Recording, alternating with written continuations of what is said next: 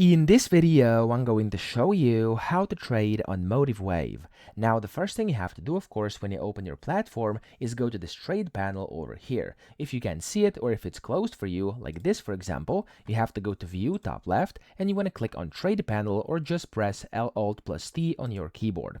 Then from here, you can select either position or order, and to actually trade, you want to set your quantity over here, and then of course, you can go and select GTC or day, and then here you have three options. You could buy or sell market, buy or sell ask, or buy or sell bid. Down here, you can select the type of trading. I'm going to go with simulated over here, and I'm just going to click on buy over here, and as you can see, it's going to go through, and now under positions, I successfully have a position.